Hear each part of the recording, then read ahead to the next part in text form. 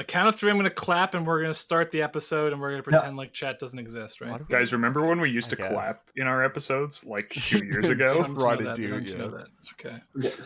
3, 2, 1, boom. Greetings and salutations. You are listening to the Into North podcast, where we take a look at the competitive side of the Commander format, also known as CDH. I'm one of your hosts, Lyndon, aka Noobzors, and today I'm joined by my co-hosts, Matt, aka Null. What's up? Reed, aka Sick Robot. What's up? And Morgan, aka Spleenface. Heyo. And we are doing a live thingy. Hey. Yeah, so for those of you listening on audio, we're recording this live on Twitch. There's people doing things in the chat. And messing with us. Faces are on screen. And it's super uncomfortable. And I'm wearing a hat for some reason. Well, you know what? This is what you get for missing. I know. Yeah. This is what you get for missing the live show. Okay, you know what? You guys are all fake fans. Only the real ones are here right now. Or you spend a lot of time driving in a car. Specifically calling out friend of the show Zach. You know, you're not here right now. Listen. Eyes on the road. Eyes on the road. Get out of here. Okay. Well. I guess we normally do a what have you been doing since the last episode, so sure, why not? Let's do that. I mean, so we entered the NSL again. Yeah, we did. That's a thing. Off to a start. Go team. We have a record. So I haven't lost yet. Wait, what? Oh, you drew. Yeah, I know, yeah. Have not lost a game yet.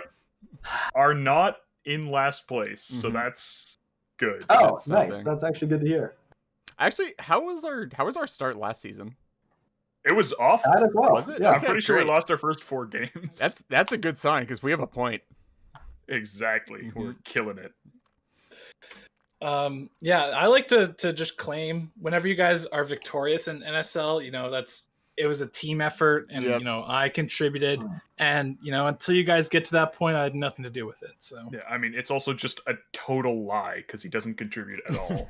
What? I was there when you were doing things. I know, and you kept making terrible suggestions. My suggestions were great, and you guys would actually have a winning record if you had listened to me. Did we follow any of There's some margin suggestions? there. There's a bit of a margin, but okay. Well, besides NSL things, anything else interesting? No. I finally got my. I've been on fucking lockdown because my my parents tested positive for COVID. So beautiful. That's been fun. Yeah. And demonetized on YouTube. Oh shit! Thanks, Lyndon. Much appreciated. It's fine though. It's fine though. We were never monetized to begin with. Okay. Well, without further ado, let's jump into housekeeping. Morgan, you got this? Oh yeah, we have a new patron. So shout out to Nicholas S. I just realized we don't say full names. Nicholas S. Yep. Nice catch. It was a live show. So. Yeah, that is unfortunate. Normally we would just edit Nicholas that. S. Address is credit card number. Yeah. And I do just want to say, from a deeply heartfelt place, you rock. You rock. You rock. Hold on. Let's do this ASMR style. No. Rock. No. I'm watching the stream. Okay, it sounded closer than it looked. That's for sure. Okay. So let's just jump into the actual main topic of the show, which is year in review. This is our year in review episode for 2020. Overall, I'd say 3 out of 10. It's better than 3 out of 10. Had some room for improvement. Quarantine, I'm factoring in everything, man. Okay, honestly, it should be 1 out of 10. Not just magic. Yeah, right. Yeah. If it wasn't for the magic stuff, it would be just like negatives. Yeah, but overall, as a magic year, it was less bad than I thought it was going to be. 5 out of 10 for me. Year, honestly, I could 6.5 out of 10. The Flashband does a lot of work. I give it with Flashband. I'd maybe bump that up to 6.5 out of 10. But like overall, with all the cards being printed that are like just stupid, not too happy with that. But dumb. Yeah. I think this is my favorite thing we're gonna do. So this is the first part of our topic for you in review, which is meme names of the year. So we're gonna go over the meme names we had for last year first, and then we're gonna talk about the ones we had for this year. Okay, wait. So, maybe we should have chat tell us what they think the year of the names for this year are. Oh, we should get chat in. Oh, true. That's yeah. a great Okay, chat. idea. Get these in real quick. We gotta leverage the live platform that we're currently on. Get that engagement and make everyone who isn't watching live feel bad. Yep, just absolutely terrible. And then make them continue to feel bad because we're not going to do this for another year, so they have no chance to get back in on it. Let's just read the names and then laugh and don't read them out Don't loud. read the take, yeah. Okay. So let's just go through the meme names of last year. First off, we had another year of Timna Winter. Surprisingly? Well, okay. Should we review as we go, or should we... I feel like we should review as we go through them. Yeah, well, that was pretty... I cut the years wrong. Nice. Yeah, that was a bit rough. Uh-oh, did we lose Morgan? Briefly, but I'm back. Yeah, we got it. Okay. We're good. What's up with Lyndon Sign? It's the new Into North merch in 2022. Exactly. Yeah, it's gonna cost patron a lot. reward. Yeah. That one specifically will cost a lot. Yeah. We'll reproduce other ones that will cost less, but the original we'll sell it at auction. Tape is not included. It's like it's like the banana duct tape to a wall. Okay, so I think what we should do is not review them as we go because it's a bit much and we don't want to talk about the stuff we're doing next. So let's just read them all out, then we can talk about them as a whole before getting into new ones. So we'll go three at a time. So the first one, another year of Timna Winter. We had year of not splitting the format and year of the Sabretooth. Oh. Okay. We have Ladman 2 Electric Boogaloo, Year of the Hulk 2 Expanded Edition, Year of the Hulk 2 Uncut, Year of the Hulk 2 Revenge of the Slots, Year of the Hulk 2 Flash is Still Legal, ? And Food Chain Commanders in the Order of the Sliver, RIP. And then we had the Year of Mono Blue, the year that Sheldon plays CEDH, Year of the 5-color, and there's one left, Year of the Rhystic Study. Yeah, so overall, some interesting ones. The Labman 2 Electric Boogaloo sticks out because when we wrote that, that's Oracle wasn't printed. Yeah. We now have Labman 3. I don't know what the meme name for that is. What? It's literally in the... Don't spoil the content. Come on. I had these right before. Yeah, and I guess some of these about Hulk were a bit prophetic. Flash is still legal. Oh, okay, not for long. Yeah. And why did we name it Year of the Rhystic Study? Was it because people figured out that Rhystic Study was a good card? I think for like a long time, people just weren't. From what I remember, people just weren't playing Rhystic Study for some reason in a lot of decks. And like, I think it was faster decks. Yeah. I think it was also like Flash was sort of a thing with that, where like Rhystic Study isn't particularly great against Flash decks, but it's not like bad. People just weren't playing it. Well, I also think that like the density of cheap interaction going up was like something that just sort of quietly happened, and then at a certain point we hit a threshold, and then it was like, oh, actually, this actually works very easily. Yeah. When when people decided it was too slow in like 2015, the quality of interaction was a lot lower. Yeah. So. Is there anything else you guys want to talk about from the 2019 meme names? I think one that actually is also interesting is the Year of Sabretooth, which I think we made because of Dockside looping and stuff like that. That has to be it, right? Yeah. It was definitely because of Dockside. Is interesting considering that the thing that Dockside is kind of doing in 2020 is like looping is maybe like the last thing on that list. Yeah, it's actually a really interesting note because like it feels like last year, or not last year, but 2019, Dockside, like, it was more seen as, like, Dockside was, like, a good card, yes, on its own, but it was, like, better, or, like, you really wanted to play it with, like, a loop outlet, And like that's the reason why you want to play Dockside in a lot of cases. It's just like, oh yeah, you play like Dockside, and then you also just have Temur Sabertooth, or you have Baron or whatever.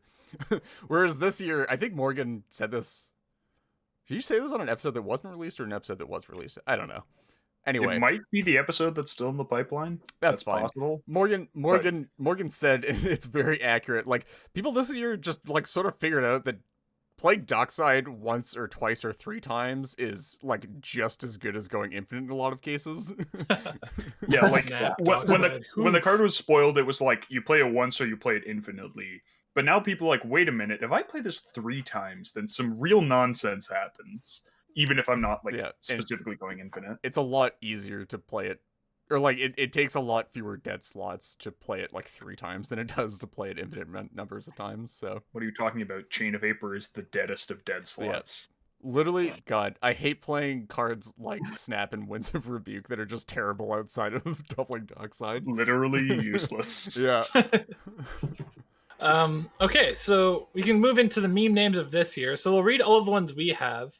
What we're gonna do is we're gonna each read the ones that we put onto this list, and then we're gonna read some of the ones from chat. Yeah. And then we can discuss. I guess we'll discuss them as we're going through. So make sure you get your names in chat, everyone. Yeah. We'll scroll through. So first on this list is Year of Commander, and this is literally just a WotC. This was their marketing tagline for 2020, but it. In many ways, it's true. They lived up to it, and Commander kind of like exploded this year with like quarantine and like everyone getting webcam set up. So online Commander was still happening. Honestly, a lot of 60 card, I feel like took a big decline because no LGSs. Yeah, I feel like and playing 60 card over webcam is just not. It's a lot easier. Engaging. Like it's a lot easier to play like casual EDH over webcam than it is to like run tournaments over webcam for 60 card, and like that's a lot more what 60 card is focused around. Is just like even if you're not playing like actually competitively, just like playing in a fun like FNM or weekday tournament is like a lot more in line with what I don't know. That's what I get enjoyment out of in 60 card. That being card. said, it is pretty hard to resolve opposition agent over webcam. Yeah. Yeah.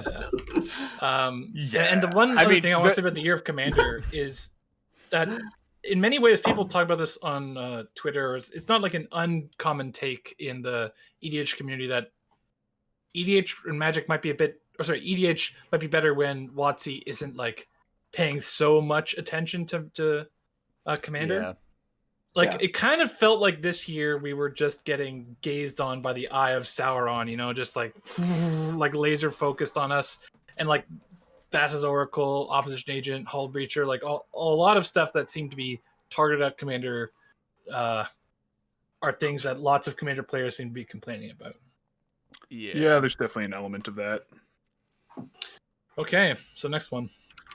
Kind of leads in well, but the year of the janky webcam setup. I think everyone dug out their old rulers from elementary school and taped it to their monitors and balanced their phones on top. Yeah. Actually, weirdly enough, this is the year that my webcam setup became not janky, which is sort of interesting. Yeah, I know, but, right? Yeah, I feel like for pretty much everybody else on the planet, it's sort of it's because we're professionals. Definitely getting paid. We also get the year of feeling better or feeling superior to everyone else because we were the hipsters who were doing webcam before it was cool. Exactly. Oh my God. That's too deep. So who wrote this next one? I might have been this was me. This was the year of can't be countered, and also the year of it totally can't. We saw a huge number of things that stopped things from being countered, and an increase in play of those, and then also like deflecting SWAT and like various different ways of getting around can't be countered, or like uncounterable peers getting notion thiefed or things like that. Yeah. Dude, uncounterable peer is the most hilarious one. Misdirection, so deflecting funny. SWAT. Yeah. You have to be so brave to cast an uncounterable peer. Because then when the notion thief comes down, you're like, wait, I can't even counter it. Yeah. Can't SWAT a notion thief. Wait, sorry, Morgan, I think we skipped over one. Was this the one I've highlighted on the show notes here? Oh, Yeah, was this mine or is this someone else's? I think I wrote that, but I think we can all talk about it. I think it's just general. Yeah. This okay. is Year of consult. Yep. This kind of certainly ties was into what we had last year. Labman 2 Electric Boogaloo, and now we've got Labman 3. Oh my god, make it stop, please. This is why did this happen? No. Yeah, that is Oracle. Now that's a 2020 Definitely Magic card. Yes. I know it feels like it's been 2 years, but no, I genuinely was surprised when Morgan was like, "Yeah, Oracle's this year." I'm like, huh? What? Are you sure it hasn't been Oracle for the past 10 years? I'm sorry. So what? Do you think do you think Oracle contributed at all to the Flash ban? Oh yes. yeah, 100%. Absolutely. What? Yes. So yeah. is it a blessing and a curse? Do you think the Flash ban? So I think it probably got accelerated maybe because of the Oracle. But do you think the campaign would have been? I think successful. While unhealthy, Shuffle and Sacred were still beatable, and there was a lot of room to play around them. I feel like they were probably more toxic to play against, but there was more. There were more decks around them that existed. Whereas now Oracle's less toxic to play against, but there's a lot less room outside of Oracle. I'd much rather pre-Oracle Flash than post-Oracle console, to be honest. Oh, I definitely would not. No, yeah. I think Flash was awful, man. I think I have other there are other things that maybe if I could trade several cards for Flash, I might. Sure. But we were playing extra paid pre-Oracle. That was a thing that people. Yeah, really. I was. I guess. Yeah. And I didn't regret it. It wasn't like I was drawing it and it was dead a huge amount of the time. Yeah. I just don't remember being extirpated. I guess I have been. Whatever. Suppressed memory. Exactly. Yeah, I think that we also, that with the printing of Thassa's Oracle, I think it helped in convincing the RC. I think it accelerated the timeline on a Flash ban by a 100%. huge amount. Yeah, it would have taken another year at least, I think, without Oracle. Yeah, it went from a bunch of people being like, "Hey, this is bad. This is a real problem," and then people who were already saying something is a problem were then and then this just made it 10 times worse. So it wasn't the card was printed and then people started campaigning. It was they were already campaigning and then all their issues were compounded, which I think is what sort of pushed the decision. Yeah. Cool. Next up. I guess this is me again, huh? The Year of the Hot Take. And we're definitely contributors to that by creating a hot takes channel. But I feel like a huge amount of the discourse has moved into people just saying hot takes rather as maybe this might be a hot take, or here's a hot take, but whatever, rather than actually talking about their opinions. But I don't even think it's I don't even think it's them saying this might be a hot take, but I think at this point it's progressed into people just drop a hot take into a channel and then leave and just watch it self-destruct. And that's how Discord works, right? Yeah, there's no prefix or anything. It's just fucking Oracle's a terrible card, nobody should play it, and then they leave for 24 hours. Discussion that they're not involved in. So, in line with the Year of the Hot Take, the next one we have on this list is the Year of Medium Green Dying. I hate that this is what it is. I hate that this is how it's phrased. Because I sort of agree with the concept behind this, but I don't agree with phrasing it as medium green dying. So I phrased it this way because this was Braden's take. Shout out to Braden, love you, buddy. But I think the medium green dying was a meme that spread, and people just started believing. I feel unnecessarily. I don't think, because medium green really is kind of just CST with some personal tech. Can we just call this CST or Timna Green consult or something like that. Can we like? Because honestly, I feel like we could just replace it with Thrasios because I feel like that's the take is not Yeah, that's a specific deck. The take is like Crom is the best partner. That's the like. Yeah, it's Thras Timna, right? Like Thrasios mid range. I guess like I think Thrasios Vile. I guess maybe just no, because like so I just want to say I don't think CST is dead. I think it's just it's just like I don't think it ever really died. I think other decks maybe rose up to its power level, and then all of a sudden when you don't have a universal tier 0 deck anymore, or like maybe it's not tier 0. Flash Hulk was tier 0, but like something that's clearly at the top of the format, then everyone's like, oh my god, it's dead. It must be bad now. It's like no. Now there's just other decks that can compete. Doesn't make it actively bad. Well, but I do think that there's also a perception by some people in the community that essentially like Thrasios is bad now. Like people, are pushing like the Ikra list that in construction is actually reasonably similar to like our Thrasios Vile Smasher Cheese Rush, but saying that like Ikra is actually the better option for commanders than Thrasios Vile Smasher. Like that opinion is surprisingly prevalent. I literally can't. I can't roll my eyes that hard. Yeah, I know. I think it's really like the year of. I'm gonna put that in right underneath this, and we're just gonna. It's gonna be the same discussion, but it's just the year of Crom, because people have just been like, yeah, Crom's good now. And I'm not trying to agree, but like it's definitely a widely. Crom was ever bad. Yeah, but Crom, people are just like, I play Crom and then I draw 7 cards by next turn. I'm like, there's a very like. Oh my there's God. a reason why Opus Thief existed as like a real deck before like any of the like broken like Underworld Breach stuff, right? Is like the colors are really good, and like Crom and Dimna together are like a good enough value engine for that deck. I don't think Crom was ever bad. I think people just like started playing it more and were like, hey, this isn't absolute garbage like I thought it was. And it's like, well, it was always like sort of good. I just don't think it's got like much better than it has been. Yeah. Okay, next up we have the year of the tournaments. There's just been a huge number of tournaments of all different formats. We've had we had the Time Twisted tournament. Was the Time Twisted tournament 3 also this year? I think it was. I think so. I think we had the Nexus Super League. We've had 2 or 3 different online tournaments. Just a lot of there've been 2 more. A lot of tournaments. Right? Yeah. Year of Michael Levine. Year of Mono White. I think that we called like the last year, like the year of content, where like a whole bunch of people started making videos and stuff. And I think that like this year we're seeing now there's like a lot more.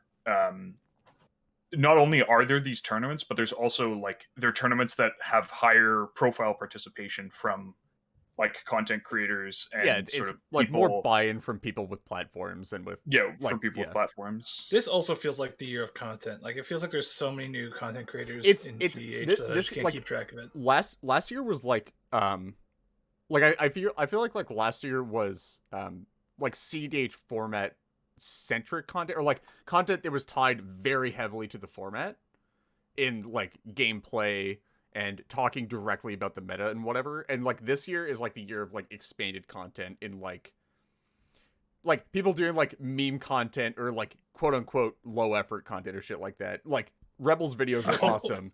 Right? They're definitely not low effort. No. But what you would I'm not saying I'm saying what could be perceived as. I know Rebel puts a ton of like effort into her videos, but like stuff like that where it's like it doesn't necessarily have to be like super super heavily tied to the actual format itself, like our content or like gameplay. It's like people doing like personality driven content and stuff like that, right? Yeah, there we go. How it feels to play Viral's Hook. That's the content we need. Yeah, that was the best content of 2020 for I gotta sure. say, Timothy, if you put out more videos, I will watch, subscribe, and like every single one of them because we need more. We need more Viral's memes. Dude. That's that video is so good. I want to pause the podcast and go watch it again. Do you want me to set up a screen cap and I'll just run that video real quick? Okay, so next up is mine, which is the year of people overhyping red. And this is gonna sound like a hot take, is like, oh my god, red is really good. No shit, red is good. Okay, that's not what I'm saying. But people are acting like, if you're red, your deck is not even viable if you're not running red, or like if you're not tier 1 if you're not running red. It's like, bro, Dockside is good, Breach is good, but Breach is not like the magic win con that people think it is. Like, Consult is the truth. Breach is disruptible, Consult's very hard to disrupt. Breach requires a lot more moving pieces to work. And it's disruptible to a lot more pieces, and it's like, Consult is it. Breach is good, but don't go around acting like you can't just have a blue-black deck. Your blue-red deck is not going to carry you as hard as a blue-black deck. Also, I think I'm going to revise this title so it's not as much of a hot take. It's the year of not needing to justify playing red. That's a more reasonable. I think that like a lot of people also, they see these decks with the like, they go for like breach lines most of the time anyways. So like clearly Oracle's not that big a deal. Sort of like Reed, like when you played Shuffle Hulk, like a pretty high amount of your wins were like Rector Sack Outlet wins. But the reason that was the case was because like the threat provided by Flash Hulk meant that people first of all were playing a whole bunch of things to counter Flash. And then like you had sort of a pivot plan, and like with Oracle decks you go like, okay, maybe they're winning with Breach, but like I can't just the fact that they have Oracle Consult means that I can't just slam Collector Roof and feel safe. Yeah, like you can't just play you can't play Rest in Pieces in your deck and just be like, okay, well this like hates out the best deck, so I'm just good. Or like you can't just like jam a Grafdigger's Cage anymore and just be like, yeah, this is fine. Or even like a Thorn of Amethyst. Yeah, like it's you need to like, that's basically why Rule of Laws are big now. It's just because like it's like the only real stacks piece that like holds up like all of that deck. Because Flash is gone. Well, yeah. They become more playable in the advent of Flash being gone, and also more playable in the advent of like people doing quasi stormy stuff as well as Consult. Yeah. Remember when Flash got banned and we made our show saying like, Rule of Laws are going to be really good, and and then no one played spoilers, them. And then no one played them, and spoilers for later in the episode. But like, we think Rule of Laws are probably one of the best things we're doing now. Yeah. I want to say we called it, but we fucking called it. Okay. I just inserted one here because I did want to get this in on the tail end of that discussion. Because this was definitely also the year of the Archon.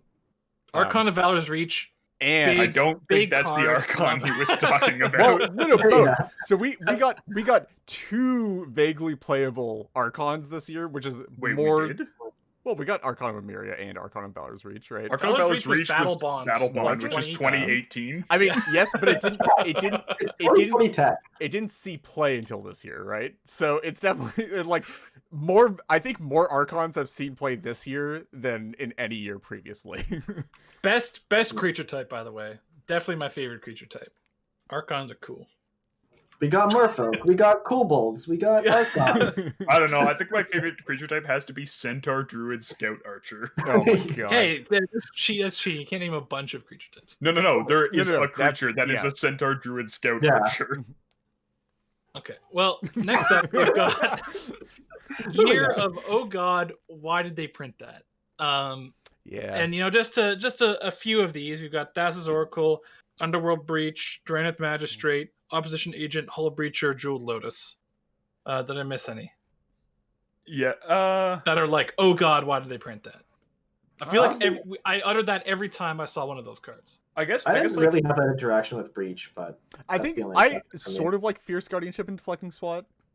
I don't think anybody was like super happy about those getting printed. Oh yeah, more free counter spells. Yay. Yeah. Especially more free counter spells that encourage you playing cheap commanders. Yeah. Oh yeah, that's the stuff. I think like maybe it didn't last, but I think like the initial impulse was on seeing Kinnan was like, oh god. Yeah. That's a lot of mana. Definitely got that with Kinnan, even though it didn't necessarily turn Yeah, out like to it didn't tier pan one out, but seed my except, visceral gut reaction on seeing Kin for the first time was like, Jesus Christ, why? Okay. Yeah, Let's push through these next few ones so that we can get to the listener ones as well. Okay, so we have Year of the Turn 2. I feel like that doesn't really need an explanation. Although Turn 2 is in quotes because consistency is still a thing that people are bad at evaluating. Yep. Consistent Turn 2, baby. Next up, we got Year of the Breach. Pretty obvious. I mean, it is when like Breach came out this year, yes, but it pretty much like took over like a lot of the meta after Flash dropped out. So, next one also Year of the Oof. This is a great year for Collector Oof, and also effects in general. A lot of pretty big oofs this year. Yeah. The double entendre, definitely. The year of the big oof. Yeah. I wrote the year Fundex died because Draenith Magistrate got printed. Yeah. And you stopped being able to play your commander-centric decks. Yeah, and opposition. And of course, opposition Hall Breacher. Yeah. Guys, Vanifar's fine. It's fine, okay? No, it is not. Next year, who wrote this one? This is me. This is sarcastic, but this is the year that Dorks died. I think a lot of people are telling you that Dorks aren't really good anymore and that Dorks are done. And they're wrong. I don't think any of us agree with that, but that is an opinion being held.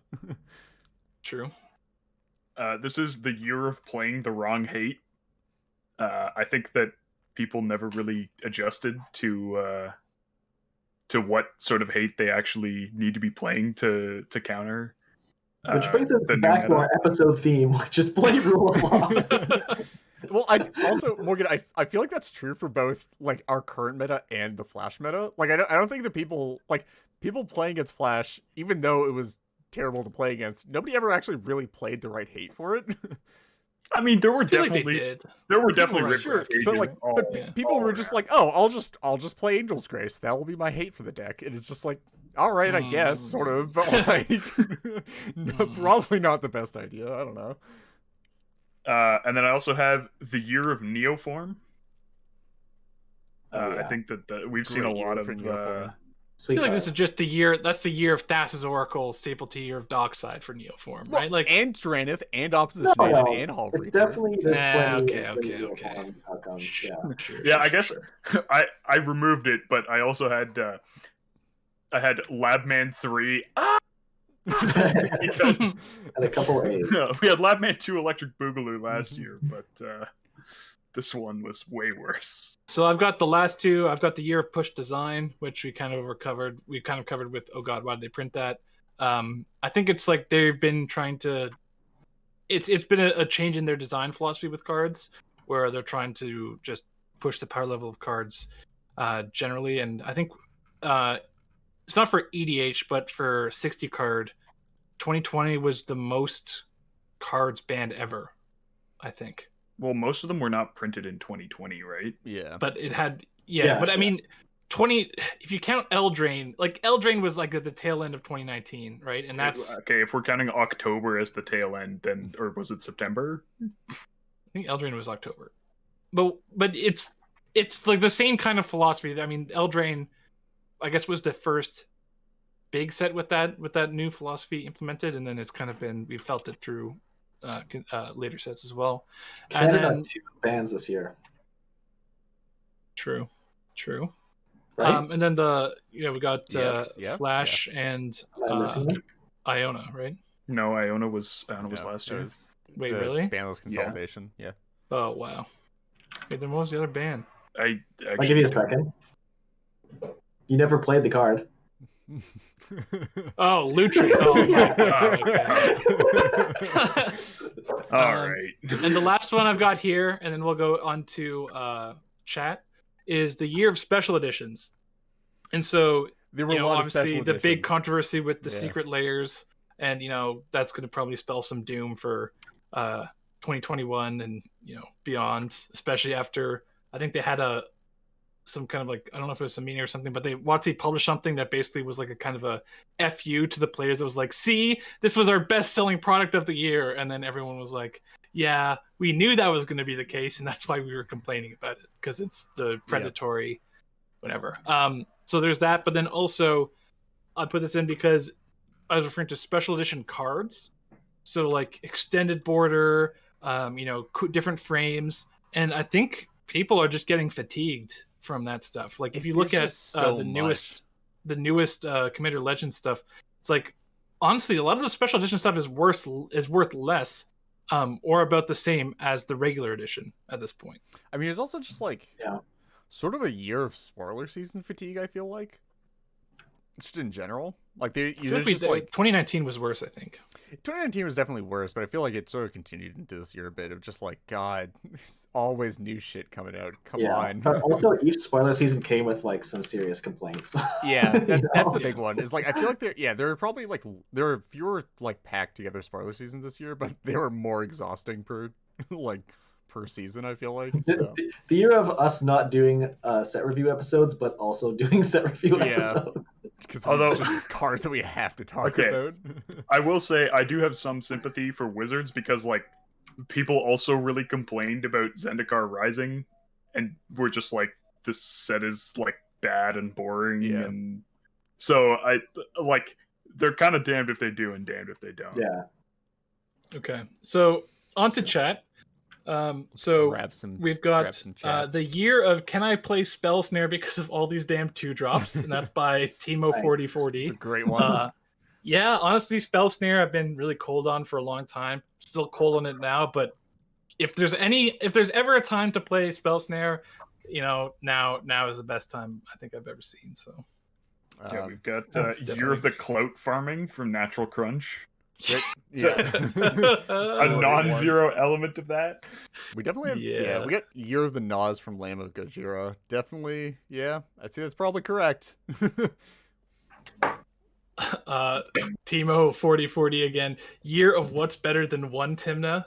Sakashima Tymna, best deck all time for sure. Year of the Coin Flip. I don't know about that one, Chief. Year of Gavin Verhey by Leptis. Year of Fuck the Players. Yep. That's about accurate. That's from Jordan. Yeah. Anything else? Year of Buying RL? Yeah. Oh, that's every year. Yeah. No. This was the year of like this is everything spiking for RL. Like everything is like doubled or tripled RL. Yeah. The year of you should have bought RL last year. Yep. That's the year. That's every year. That is the actually every year. That's a great one, Timothy. Medium Year of the Green. Yeah. Year of the Primer Race. I feel like that ties into actually. Year I don't know that that was more this year than in the past. Yeah, I have some specific recollections of primers coming out like 12 seconds after a new card was spoiled from previous years. Yeah. When did Modern Horizons come out? Yeah, there was 2019. Yeah. Yep. I guess it was. I will admit that I was part of that issue with Urza. Jeff, aka Better Thunder, says year of the white being outdone. I think tying into the take on red being overhyped. I think I think people are overhyping red, saying it's the next thing or the next big thing. I don't think that's true, but I do think it has probably surpassed white as the better, like, I guess, is that fourth color? Because I struggle to put red above anywhere in bug. Like I think green is still better just for honestly dorks. Like dorks are just so dorks good. And like library. You still have like still library carpet, like tutors, like Veil of Summer. Veil of Summer is like way better than. Are we just like? Am I out of touch? No, it's the kids who are wrong. Like, is that us now? We're just holding on to 100%. Life. Exude that energy constantly. Guys, we're the boomers. We're holding on to antiquated top colors. Okay. Is that it for the years from our from the ones we're going to cover from our chat? We have the year Varal's play Tainted Pact, which is correct because that's been a long time coming and we finally got there. Undergrowth Stadium, man, good card. Yeah. Well, you can't disagree with Undergrowth Stadium being good. Come on. Yeah, I mean, it's good. I like that they're finally completing land cycles. The tech that Varal's has been missing all these years, Undergrowth Stadium. So I guess we truly do live in a society. So does anyone want to change their grades after we talked this out a bit with all our meme names? Or I don't think I ever actually gave a grade, but from a pure Magic perspective, I'll give this a 6 out of 10. Yeah, okay. Pure Magic perspective, I say 6.5 volts. It's like a bit above average. I think that's just being tainted from me expecting a lot worse out of this year. Like you have to remember, like, New Zealand has the best CEDH in-person meta. Matt and I went to New Zealand last year, friend. So nice try. No, but the year because no, I know. COVID. I know. Yeah. I've got a pretty good record in New Zealand, actually. Yeah, I have a 50% win rate. Okay, so our next segment is going to be decks enabled by new cards / new decks. And last year we were able to create a list because there was a few, but there wasn't like too many. And this year too many new decks, new cards. Like, I feel like the entire meta has been shaken up. Like it would almost be us listing. I mean, like okay, everything has gotten like an update or just the amount of new decks Breach. people are brewing Fringe. Yeah, anything red has just been like reworked to be more stormy than it has ever been. Yeah. like nobody's playing slow red decks anymore unless you're playing like fucking Godo or some shit. I don't know. Classic slow red deck. That deck plays blood. That deck plays blood. I mean what I said. Basically glacial compared to Roger decks. Yeah. Year of the turn too. Year of the turn that's too. true. So we have Breach and Brain Freeze mentioned. So that enabled anything with red, and then lots of Commander Legend stuff. We've got Roger and Malcolm kind of singled out, but honestly, I don't even feel comfortable just singling those out because you can just do so much with the stuff in Commander Legends, and honestly, just some other fringe commanders sprinkled throughout the year. That nothing really shook up. There's only a few cards that shook up the tier 1, but the fringe CDH, which is probably what I enjoy the most, has just gotten so many new decks and cards and strategies that it's too much to cover. New brews, deck updates. I just put every commander printed this year. Everything. A little bit, yeah. Then next up, we've got decks that lost popularity. So this is an interesting one. It is sort of an interesting one. Yeah, someone kick this off. Yeah, Hulk is the obvious one. Yeah. Feels like a little bit of a cheat, but you can't cheese it anymore. Yep, you gotta do it as hard. Incredibly fair Hulk things, unfortunately. I'm still like I think it has definitely needed to change forms a bit, and I think it's a lot more valuable now to have red than blue in Hulk decks. It's good to have both, but I feel like it's required some retooling and like reworking of expectations. It's obviously it's less popular by default because the people that were only there for Flash are no longer playing the deck. So it's really just like the true Hulk stands left, which is a much smaller portion of the fan base for that deck. Morgan, I see what you just wrote at the end of this. It's not going to go over well in chat. Yeah. Sure. But anyway, I guess we'll get there. Yeah. I feel like there is room for Hulk to still be like sort of popular, but it's obviously never going to be as popular as when Flash was legal, because like just by default of being the best deck in the format, it just gains like base popularity from that, right? Yeah, definitely a bunch of people immediately switched to it when, specifically when people were switching to it for a while, but then when Oracle was printed, there was like this big flood of. There's now like everyone agrees on the best deck, so like why would I not play it? Sort of thing. Pretty much. next one, I guess I'll also do this one because this is mine as well. Hermit Druid sort of fell off the map. Obviously, this sort of makes sense because Breakfast doesn't really layer with anything good anymore. I mean, it's still fine with Oracle and Dread Return, but nobody's playing that shit. Why would you play shitty cards like that when you just play good cards like Dockside Extortionist or things like that to that effect? Yeah, I don't know. Like, I feel like Hermit Druid's speed has also been rendered like less useful. Like, obviously, I don't think any deck is actually consistently turn 2ing, but like it's the average for like the faster good decks in the format has sort of been creeping closer and closer to turn 3, and it just sort of renders Hermit Druid's speed less useful when you have to wait a turn cycle and telegraph it heavily. Yeah, and especially with everyone packing removal and stuff. Yeah. I mean, I feel like there's less removal now. Still, I feel like people, much like the rule of law thing, people I think are not packing enough removal. Well, yeah.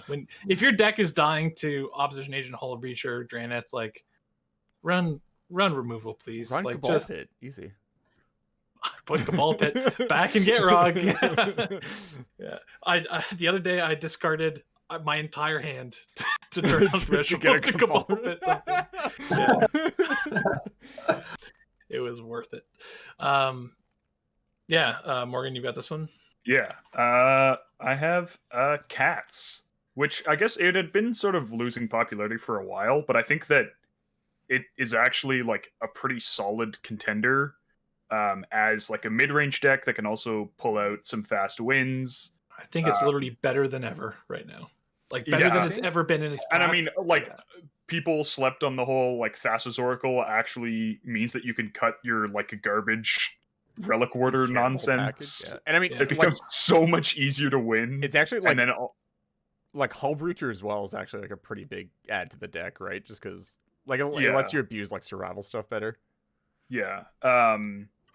Yeah, like, so the deck has actually like, it benefits pretty substantially from a lot of the new tools. But people just haven't sort of picked up on that. Also, the hate for it is going away. People are not looking to play Curse Totems. They're not looking to play Rest in Pieces. They're not looking to play Cages nearly as much as they were. I mean, even Pyroclasms were sort of sucky for the deck just because you needed the random bodies around, and now it's just like, it's very likely that you'll just have random shit around because nobody's looking to kill dorks anymore. Yep. Which is, it's kind of weird that we're not seeing more Curse Totems, to be completely honest. I guess people just don't like it. They don't beat Grixis, right? Yeah. Yeah. I mean, if you're focusing on beating Rog decks, which is like pretty much what everybody's doing right now, then it's not really necessary. Okay. Yeah. I wrote a lot of these, but yeah, just go. Okay. Yeah. Next up, we have Kess. I don't know if you guys remember my hot take, but you're at least as bad as you think Kess is. I don't know. Perhaps Kess is the new Zur. Kess is a totally adequate deck, and I agree. People are just not playing it. I don't know. Yeah. Kess being a new Zur is actually just wild, but wow. I don't think it's there yet. If you look at the metagame report, I think Kess still shows up. Have you? Yeah, I think that's definitely like an online Discord meta thing as opposed to that's definitely a over polarization thing. I hate calling, because I don't think the online meta is inbred. Like, I think like that's not at all an accurate term for how you describe an online meta, because like it's a very large meta, and like I think personally I feel like local metas are far more likely to become inbred or far more like vulnerable. But not our local meta, right? but I feel like they're like, it's more like it becomes over centralized, or it becomes like overly polarized, right? Where I don't know, like people just like start viewing something as bad and just never pick it up again. Yeah, I think that's definitely like an issue where something gets overshadowed. People like, and Lyndon sort of said this, something gets overshadowed and people conclude that it's bad. That's the first half of the issue. The second half of the issue is they conclude that something that is bad once is bad forever. Yeah. And that's definitely not the case. Speaking of decks that are bad. All right, yeah. Food Chain. Lost popularity for actual reasons. So Food Chain famous for going 0-12 in the Nexus Super League. And having like zero success in like any tournament this year. Pretty hard. Well, actually, that's not true. Killstars made it to the finals of Time Twisted 4 with the Underworld. Yeah, so like the least food chain deck he could bring. I was gonna say, how many of his wins are actual food chain wins? I think possibly 0. Yeah. Nice. Yeah, honestly, if food chain could win through Rhystic Study, God, the world would be a much better place. That's all I'm saying. I think it would be totally reasonable as like a fast deck that doesn't die to Artifact Hate if it could just win through Rhystic Study. That's all it needs. Okay, then I wrote decks who care about their commanders.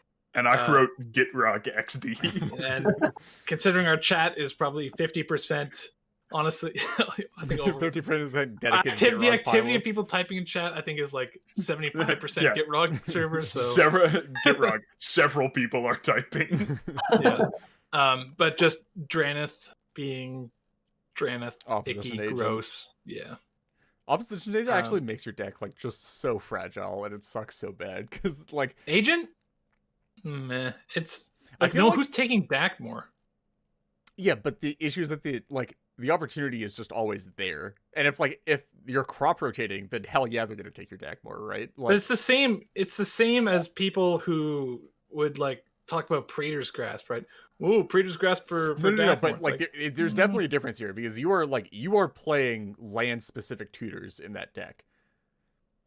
Yeah. Also, if someone casts Praetor's Grasp for Dakmor, they don't end up with an opposition agent in play. Yeah, that's true. Also, yeah, Hull Breacher is another issue, right? Because you actually can't win through that one either unless you put Dark Blast back in. Legend left because he wasn't a fan of Gitrog being criticized on air. My internet is being crappy.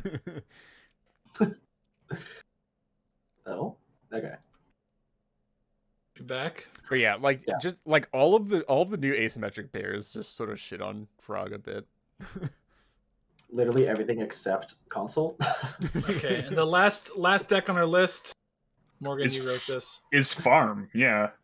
How can this be possible if every deck is a farm deck? Because none of them are farm decks. Yeah, this is actually a great point. This is the year. How did we not write the year of farm? No, what were we thinking? No. This is the year where people forgot how to spell storm. People just Oh, that's a good one. Like these decks have been around for years. We just called them storm decks. Is Leptis still in chat? Leptis, apologize to everyone for what you've done. No, Leptis' deck was actually a farm deck. Yeah, when everything is farm, nothing will be. Exactly. Yeah.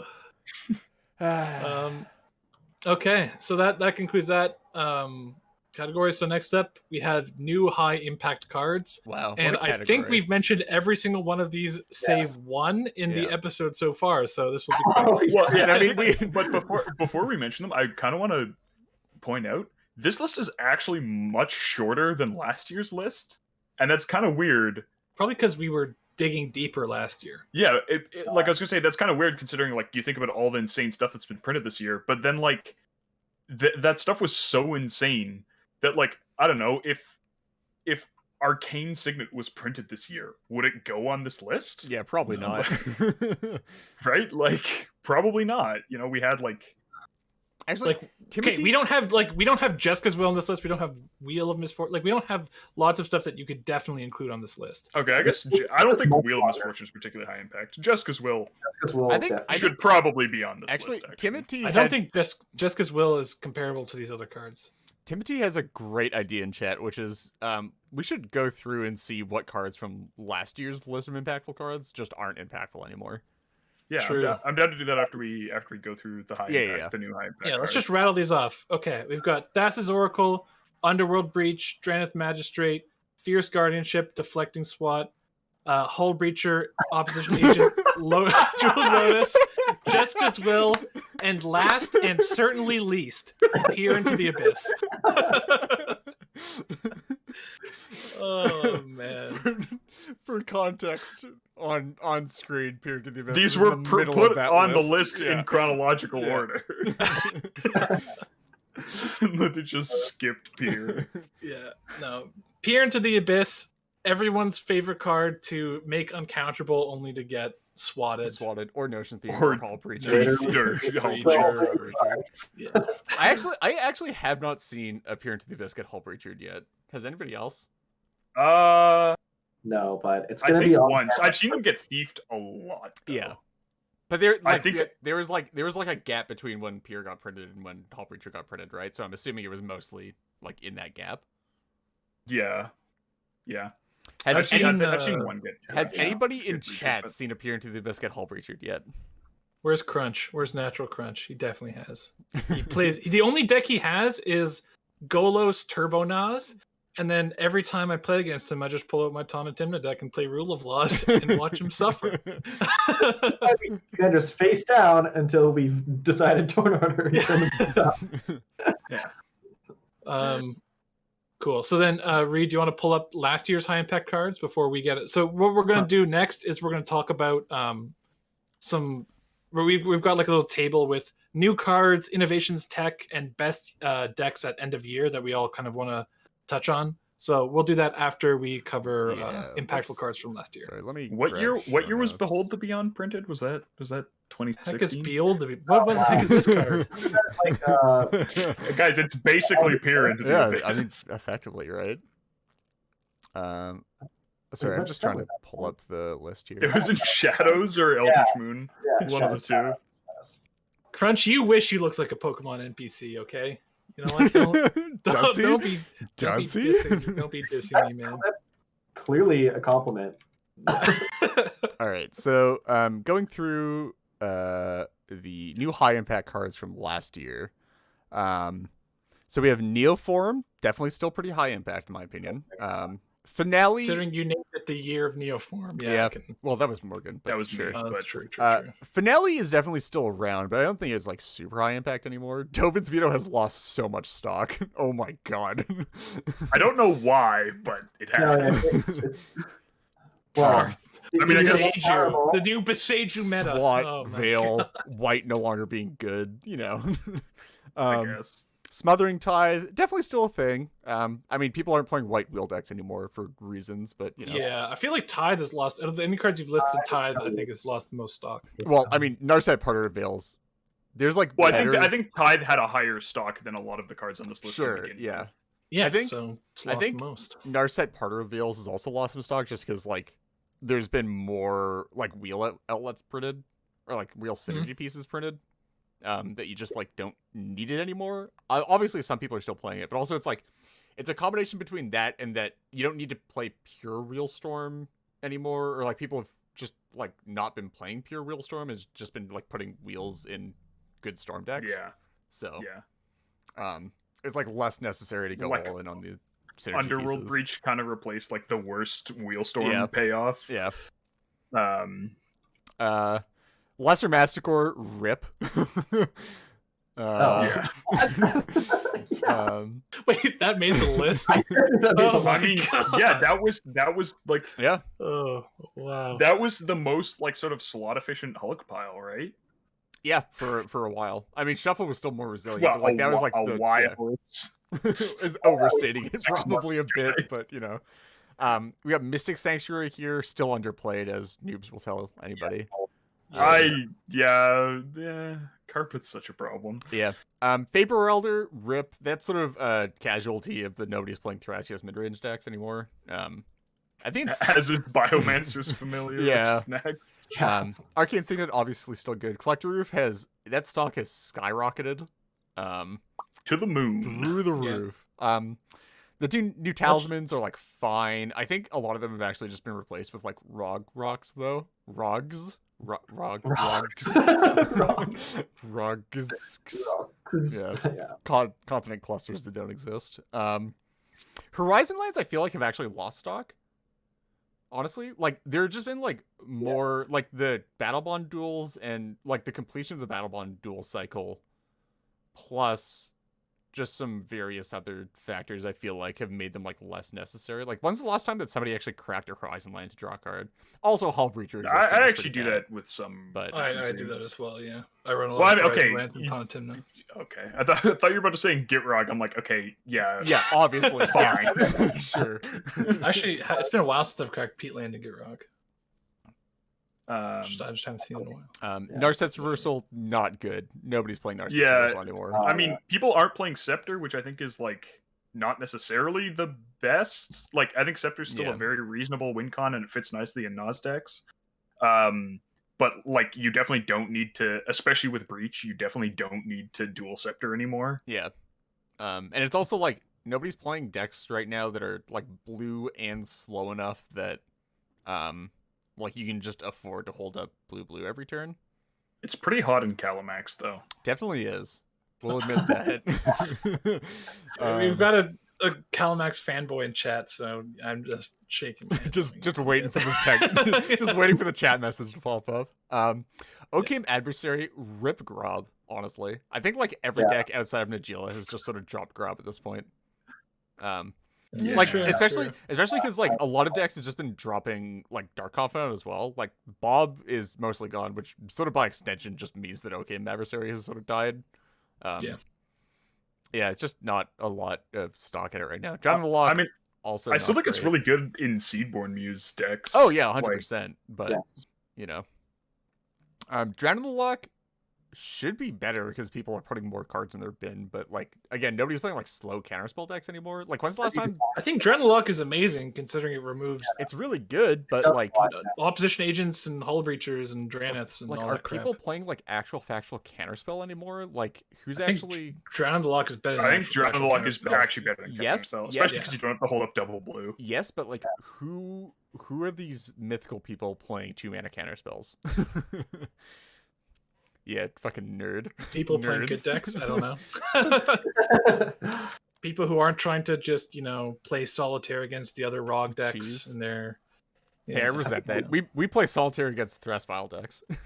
Someone give me a good slap in the face if I play a blue deck without mana drain, just please. I tried to slip one by the rest of the podcast trying to enter Verenicel, and they slapped me up for that one. Okay. Were we wrong though? Is that it for the list? No. So we also have Orin Frostfang. Again, not great. We're getting to the bottom of the list here. These were not actually that impactful anyway. Here, let's make Lyndon sad. We have brought back. We have brought back. No. I still run brought back loops. Okay. Brought back was not 2020. And then finally, Villas. I think Villas is sort of a casualty of Razakats, but I don't think he's bad. Like, he's not worse. He's just. I mean, some people put Villas in Turbo Nas decks. Sounds bad. Sounds terrible. Or like Kurik. I think a lot of people took their Villas's out for Hull Breachers and opposition agents. The only possible way that you can truly win a game of CDH is to peer into the abyss yourself with a Villas out and actually draw your entire library. See, the funny thing is, that's still, like, barely better than Limdol's Vault with Villas out. Oh my goodness. Okay. So then let's get into what we were talking before. So we've got a little table here where we're each going to go through 1/1.5 to 2 new cards that we want to mention, then innovations and tech, and then best decks end of year. So for me, for new cards, I've got Allosaurus Shepherd and Destiny Spinner.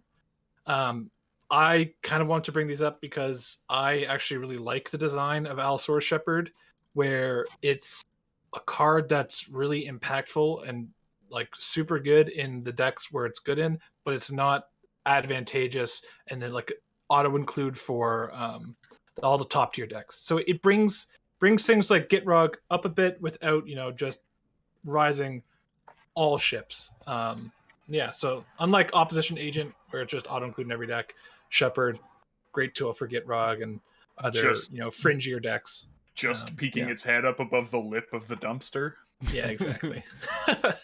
And then Destiny Spinner, if you're running Food Chain, but bad deck, so who cares? Man plays Frog and Tana Timna Blood Pod. Shut your mouth! It's not a blood pod. Doesn't have So you're gonna get all the Get Wrong people in chat excited. God. Then the next category for me is innovation/tech. Brain freeze was a big innovation. I don't even know if it's an innovation. It's because of Breach. Brain freeze really came into prominence this year, which I think is super cool. I just really like the way Brain freeze plays. You know, you can set up your own cool storm stuff. Just it's nice to have an actual storm card do stormy things and not just, you know, Flusterstorm in the format.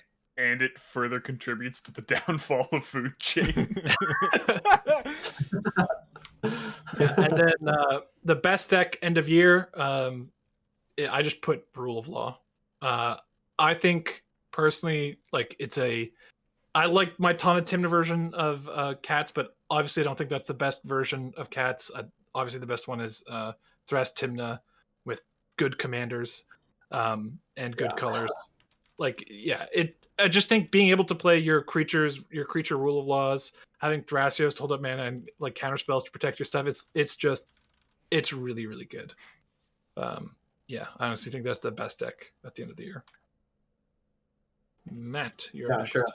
Okay, for my new cards, I brought up Fierce Guardianship and Deflecting Swat, but that's kind of mostly because I brought up the new forces last year, so I thought it'd be kind of funny. Keep continuity here. Keep the theme of free counter magic, but you know, at least these are actually like commander centric cards. They're interesting for commander exclusively.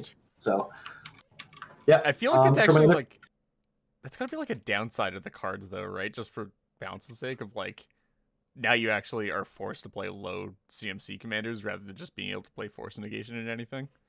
I really liked Force of Negation. Always happened, but yeah. For my innovation/tech, I wrote Psalms Black plus Evolution. White and red kind of being the best toolboxy colors. I think it's cool to also not think that you have to play Consult, so I've been happy to see like the innovation there. Plus like Zerda, it's been huge. And then best decks in the year, I've essentially tacked on to Linden's with Rule of Law, but you can definitely race it with Cheese Rush. So we'll see how that turns out for the next year. Next up, for my new cards, I sort of nabbed a bunch of these in one go, but it's sort of because I wanted to talk about the design decisions behind them, is all the asymmetric bears that we saw this year. Drannith Magistrate, Hull Breacher, Opposition Agent. None of these cards are fun cards. Zero, like none of them are any % fun for like almost anybody involved. And it's just like a new speedrunning category for CDH. Any % fun. Yeah.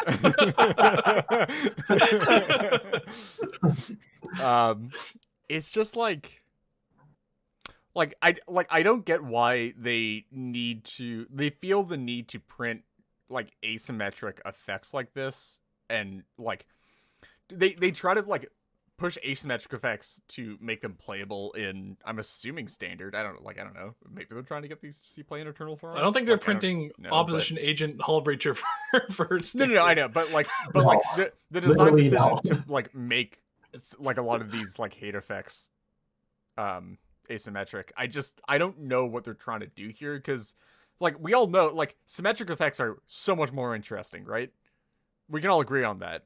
Oh yeah, like, absolutely. It's 100%. And like I feel like there's a lot of ways left where you can make effects like this symmetrical, but still pushed in a way that like you have to build your deck around them, but get like a really great reward at the end for having built your deck around that effect. And with these, it's just like, well, it's uninteresting. If they're good enough, they see play in like every deck. If they're not good enough, they don't see play in anything. Because like, definitely, it's very binary. I want to see more Deafening Silences and Aethersworn Canonists. Yeah, exactly. That's what I want to see. Yeah. Deafening Silence is a great example of like something they did right, even though it wasn't this year. And then this year, God, I've got a prediction for 2021. This year, yeah. Just no. I'm still dreaming that they'll print a bear that just says players can't win the game. That would be so cool. It'd be so cool. It's like it's not even unfair, right? No. Like it's because like, they can so still sad. lose. It's just. Anyway, for my innovations in tech, I want to give a shout out to Snoop lists. Snoop piles have nestled up in the place in my heart right next to hog piles. So I'm happy to see people like messing around with them and trying to get them to work, even though they've sort of died a bit now. I don't know. I don't see a lot of people playing Snoop anymore. I feel like Snoop piles are way less interesting because it's all the same Snoop pile. Yeah. Well, at the end, yes. Yeah. At the end, same Snoop pile, different shells. Yeah. It's the Snoop commanders that are more interesting than the Snoop well, no, piles. because it's not actually all the exact same pile, but I will admit that it's all Kiki Jiki to some form or another. Like, it's just getting to Kiki Jiki in certain ways. You should tell the podcast about your version of not Blood Pod that literally runs Blood Pod. But it runs Blood Moon for mana fixing. So it's not actually Blood Pod. Go away. Yeah. Anyway, that's my innovations in the tech. Best decks end of year. My 2 entries here are literally anything with Oracle and Breach in them. I don't like, you can build whatever fucking deck you want with those cards in it. It's gonna be about the same goodness. Yeah. And then paired with that, Stacks. I think Stacks is at like a local high after the past like 2 or so years. And I think that it's going to be really interesting to see how it develops a bit more, because there are a lot of like really, really interesting Stacks ideas that aren't just like copies and pastes of Blood Pod, which is sort of what we've been seeing with a lot of Stacks. Is like for the past like year or two, it's like pretty much every Stacks deck has been like a copy paste of Blood Pod in either one more color or one less color. And it's just like not particularly interesting to me. And just it's not the good. Flash Blood ban. Pod sucks. Yeah, It's honestly the Flash ban that brought Stats back. Like, so seeing stuff like Pharaoh Magic, where like it's actually winning with locks, which is really cool. Where like you're running like 1-card combos with your Rule of Laws is like awesome to me. And then also just like seeing other stacks come about and see stuff that they're doing. I don't know. I just think that's really cool and interesting.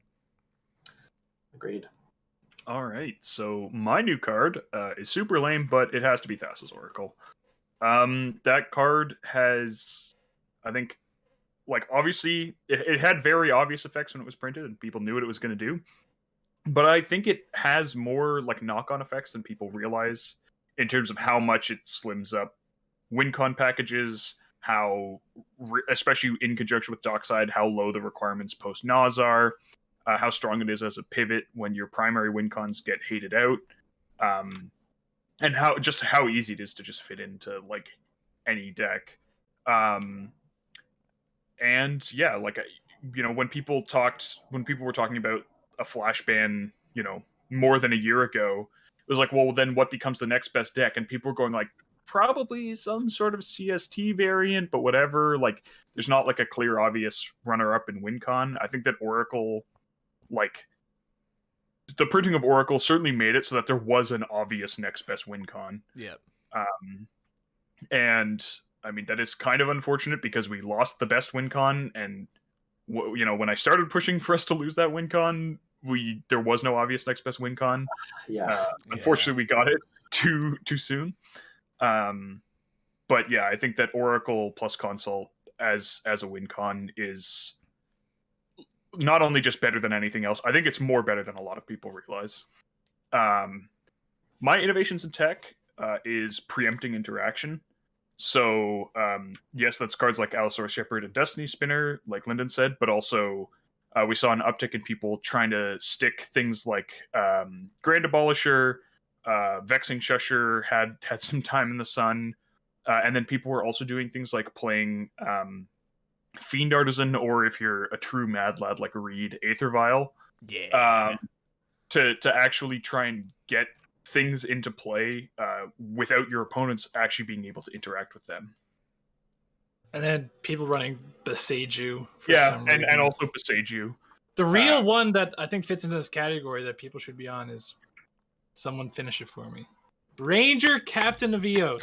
I love that card. Actually, okay, love so it. Lyndon, So good. Lyndon, the one thing that I'll give you with this is that I will actually be putting Ranger Captain into a deck that I'm building currently because of how sick it is. It's so sick. It's so sick. Which is That's right. And how many colors are available for this deck? 2. No, Ray, why you gotta do me like that? But okay, Makes it into Boros at least. We're not doing a set review, so I'm just gonna spoil this a bit because I just want to talk about this. In Cole the Forge Master, with Ranger Captain of Eos, it is the sickest thing ever because you can Ranger Captain to tutor for something, put Skull Clamp on the Ranger Captain, and then sack the Ranger Captain to the silence, and then then the Ranger Captain back to do it again. We'll unserver mute him in just a couple minutes when he's done talking. Anyway, are you done, Reed? I'm finished. Okay, good talk. Anyways, I'm going to talk about what I think is the best decks at the end of the year. We'll finish off this section. So I said anything with Oracle and Breach and no Rite of Flame. Yeah, I think that people, last year was called we called 2019 Year of the Hulk, Revenge of the Slots. And I think that card quality was like a big focus that we saw, and I think people forgot a little bit about that. But I'm a big fan of not putting terrible cards in your deck. And then my other contender is Cats. Similarly with how stacks, if you tech it to your meta, it can be truly quite an incredible force to be reckoned with. I think that Cats actually has a huge amount of opportunity for that. You could potentially be supporting things like Collector Roof. You could play at the very least the creature rule of laws. Which there are 3. There are now 3. You can play. You can even play things like Hushbringer if you really want. You can play Ranger Captain of Eos. I mean, nope. No. That's not a stacks card, but sure. It is basically a stacks card. Okay, don't. And moving on. So yeah, I think that Cats is extremely well positioned to be teched in ways to attack the meta, and I hope that we see some development of that moving into 2021. Right on. Yeah. So we've got 3 sections left. So we've got meta trends, and then we're going to cover our predictions that we talked about in 2020 and for 2020, and we're going to review them, see how they shaped out, and then finally we've got our predictions for 2021. So meta trends, real quick section, because honestly, like we mentioned earlier, how basically there's so many new fringe commanders and new tech and stuff that there's only so much you can talk about in terms of meta trends. People are just playing a lot of fringe and doing stuff, but in some of the metas that we play in, and the online metas, there's a big move towards Grixis, and Rog, Turbo, everything. Yep. Malcolm, Adnos, Pier, Hall Breacher, Agent, Breach, Dockside, dude. Yeah, and then off of this meta trend, I have this one written down, which is people pretending like stacks doesn't exist, because these decks are just so easy to counter. So you just play Rule of Law. You just play or Collector Roof. Or Collector Roof. Yep. Yeah, that's kind of the trend.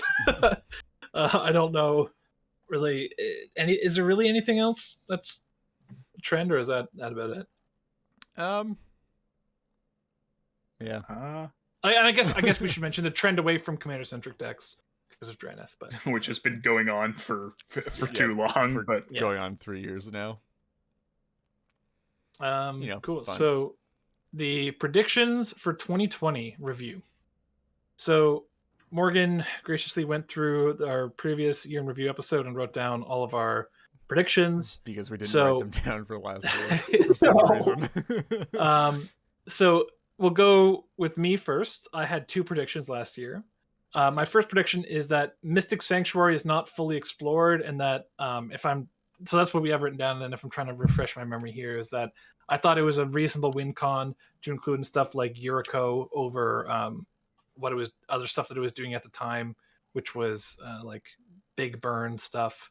I was like, oh yeah, you can put in some of the Moonfolk as evasive creatures to get in with Yuriko and bounce Mystic Sanctuary, do turn loops and stuff like that. And then obviously came along historical, and then there's just no reason why you should ever not have that as your primary win con anymore. Yeah. So I think the home of Mystic Sanctuary is in blue with no black. So any Sans Black blue decks could potentially look at Mystic Sanctuary. So what you're saying is it's a high power card. It's basically a high power card. Yeah. I think there's I do think that the there's a lot of like really good alternative no cons. excuse. No, Reed, you said you kind of agree with me. I with do. I think Mystic Sanctuary. I don't think it's fully sports still. I think it's a great card that the only reason why we're not seeing it and like see a lot of play right now is because it's not good in stacks. It's not good in like Turbo Ad Nauseam Storm. But I think there's a lot of room still to be explored with Mystic Sanctuary. I mean, both me and Morgan have played it in both Kefnets, and it's pretty great in those decks. Yes, it is. I think Matt's played a bit of it, right? And high power decks, yeah. I mean, I've also played it in Kikar, Yeah. And when I played Tygam for the 2-color I'm league. assuming it's in Calamax and in a lot of your Teamer anti-creature decks. It might be. Yeah. Definitely a possibility. Yeah. But yeah, like I feel like even outside of just comboing, it's like a very powerful card still and pretty free in like some color combinations. Obviously not all of them, but you know, if you're feeding the carpet anyway, might as well. So I think that the consensus is that the take did not come to fruition in 2020, Correct. but that maybe it's still worth doing for repeating this take for 2021. Yeah, this one wasn't wrong. It's just early. Yeah. It was a wish list. And then my second take was there will be a brand new mechanic-based top-tier commander. So mechanic-based, we were discussing this pre-show about like what exactly fits that definition. And in the spirit of how I was saying it, or what I think I was trying to say, it's something like Gitrog or something that where the deck is built around the mechanic. You specifically mentioned Gitrog and Urza when you delivered the take originally. So yeah, I think you get an F on this one. It doesn't need to be a keyword. So hold on. We were talking about it, and I think the best brand new mechanic based commander that's like the best one came out this year is probably Arami, which is definitely not top tier commander. Top tier. It's tiered. It has a tier. It's in a tier. Yeah. Definitely exists. Yeah. So yeah, that's a bit of an F. Although I don't think Arami is terrible. I don't think the decks are built the way they should be though. But there's just too many commanders to be wasting for people to be spending time doing. I also think that stuff. like Arami is like too cleanly just a worse subset of Inala. Yeah, sort of. So, it's just doing worse Spellseeker things. I don't think it's quite that. It's doing different things. It's got a value engine. Cards, I think. Yeah, you could do value engine things with it. And also the fact that the Encore makes it uncounterable is somewhat relevant sometimes. But yeah. If you're just doing Spellseeker stuff, it's obviously. What's the point of a value engine if every game ends on turn 3? That's you're not thinking about this. True. Trashy. I think maybe the other contender or like the closest one I could think of was like Riel, maybe, and that's like. And you didn't even think of that one. That's decent, yeah. That was Reed's take. Maybe it wasn't even my take. No, we were just brainstorming. We were just brainstorming once, yeah. Anyway, were you brainstorming this while I was scrubbing? I was like, I don't remember talking about this. Was this while I was scrubbing through and writing these down? I see. Thank you for that. I know. Okay. I know. We said our pre-show wasn't as panicked as other ones, but that was pretty much a lie. So, Matt, what were your predictions for 2020? Oh wow! Well, they were great ones. So I'm going to start with the worst one, of course. We're going to get either a 4 or 5 color pushed Planeswalker-based commander. And of course we didn't, because that was clearly a wish list item that is unfulfillable. Don't worry, Matt. I had a stinker along these lines as well. Yeah. But I do have a great next one. We're going to get more partners, monocolored, and then some other stuff. But specifically, that's actually a good you say one. your other stuff because your other stuff was true. Actually, there was like 1 or 2 with additional types. Example: artifact enchantment creatures, and there was at least one artifact. Was there only one? There's planeswalkers as well. Yeah. What? Oh, I guess there were planeswalker partners. True. Yeah. Yeah, I wasn't necessarily thinking. I was thinking about that instead of doing 2 color partners, they would do the one. Right? Yeah. What? It is. Yeah, I said there was one. Yeah. Why are you holding this up like this is new information? Is the blue one that's concerned with artifacts itself an artifact or no? No, it's not. No. I can show you right here. Oh, is that just the pairing of yes. that deck that you just showed us? Yeah, okay. Nice. Wait, you're not playing Glacian with Togo? Come on, that's like... I didn't open Togo in the sealed pool. It's the best, like, the meme of, like, you know, concept Glacian with the Power Stone, like, execution, Togo with the rock. Yeah. Okay, Reed. Yeah, Matt called that one. I gotta call that one a called shot. Matt's 1 for 2 there. Yeah, we'll give him that. Reed. All right, this is my stinker. My first prediction here is that they're going to print far too many 5-color commanders, probably 10 plus, and they will miss high with one of them. For context, in 2019, they had printed, I believe, 6 5-color commanders, and 5 of them were playable, and like could have missed high with a couple of design decisions changed. This year they printed 2, and those were the really bad new Tazari and Gigantha. So missed a bit on that one, not gonna lie. I mean, I'm happy that I missed. I'm happy that this didn't happen, but wow. Yeah, not a good call. And then we have your second take. And my pathetic second take. Oh my god. I mean, if I'm right on my predictions 50% of the time, I'm locked in. My second prediction here is that they're going to print a Hulk piece that is completely by accident and is completely going to break the Hulk pile in half. There's a needless qualifier on that. Ignore it. And the sub-prediction his example was a 2-mana Blood Artist stapled to a sack outlet. I mean, Oracle's in the same realm of brokenness, probably more broken. Idiot, they stapled Labman Rod. Yeah, exactly. And the sub-prediction here is I'm going to have a lot of fun. And I did, in fact, I feel like was have a lot of fun. You did? Hey, what can I say? I enjoy flashing people. Phrasing. Okay, say that. Don't kill. You know what to do. Knock. FBI open up. Okay, and Morgan, what did you say? So I said there will be new 4-color commander options, which I just barely get thanks Technically to correct. Omnath, Yep. Locust of the Royal. I said that Flash will be banned, which is right, and I qualified this by saying that Fry will be picked up to counter consult. Completely incorrect. Look. And then I said White will get its Dockside Extortionist, and I'm definitely counting Draneth Magistrate as the Dockside Extortionist.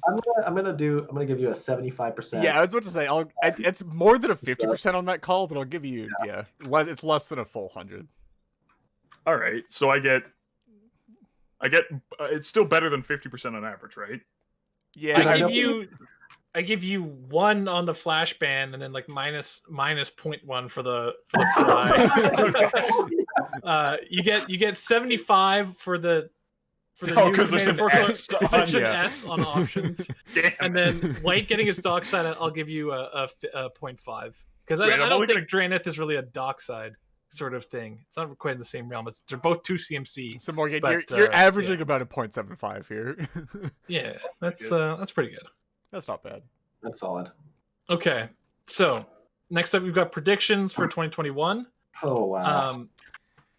I've got 2. Do you guys have yours? I have 2. I have 1. I've got a second one kind of brewing. I think they're a bit soft, and I'm not sure that I'll be hailed as a prophet for these, but yeah, I agree. Mine are definitely wishful thinking. I wrote them, I'm like, yeah, and then I'm like, no, this is just what I want, right? Yeah. Mine are not wishful thinking. Mine are like pessimistic. Okay, so my first prediction is that they're going to print another free counterspell in 2021. So we've had Force of Negation, Fierce Guardianship. The trend's got to continue, right? So be careful on your phrasing. They're gonna print a free counterspell. I don't want to get dinged with options. The asset options. Yeah. You got to think about how we're rating this for next year. There will be at least 1 new free counterspell printed, and I'll tack on and or misdirection. I feel like at least is cheating. Wow. Can we ban the at least phrasing for these? Yeah, we have to put specific numbers Yeah, down. we have to balance these predictions a bit. I feel like that's like when's the last year that they didn't like I don't know. Okay, and then my second pessimistic one was based off of something that Morgan said earlier. And my second prediction is they're going to print an asymmetrical rule of law in 2021. Oh my god! God damn it! No. Now that you said it, it's gonna happen. I'm so You've cursed us. You've cursed us. You've cursed us all. Oh my god! I couldn't have thought of a worse thing. I mean, they already kind of did, right?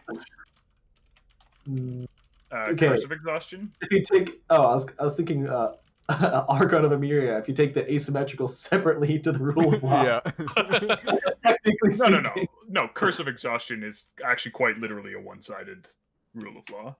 In fact, it's very literally a one-sided rule of law. Yeah, it's not even. It affects everyone who isn't you. It affects one person. It's not asymmetrical. It's one-sided. Okay, Matt, your prediction? Yeah. Okay. So I've got one prediction that I think. Wait, write these down, Lyndon. Put them in the document. Yeah. So We'll do it later. I don't want to have a bunch of typing sounds on the audio. just paste them. What did you write them down with a pen and paper? No, I didn't. No. Yeah. It's fine. We'll get them in. Okay. So as a point one, a first prediction is.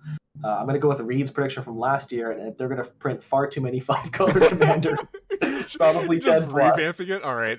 Yeah, 2020 wasn't the year; it's this year. But okay, my real prediction is they're going to print a new commander which specifically attacks the stack. So it's either going to provide some level of countering, or it's going to tax, or it's going to be a rule of law or something like that. They'll attack the stack. All right. I guess I have mine then. I have one of them is sort of a soft one, so I'll give two real ones. The first one is that the next color combination to be broken, / like top tiered by a new commander is going to be Teamer. Calling that right now. Please, that'd be sweet. I'm so down. Yeah. And second for the real one is that you know how like there's the tiers of primary, secondary, and tertiary mechanics for each color, like in the color wheel thing. I do. This is going so many bad places. I'm gonna say green is going to gain at least 2 new primary mechanics without losing any. Yeah, you had to say it. Yep, you gotta curse us. Sorry. And then my soft prediction is that people still aren't gonna figure out how to play against Dockside.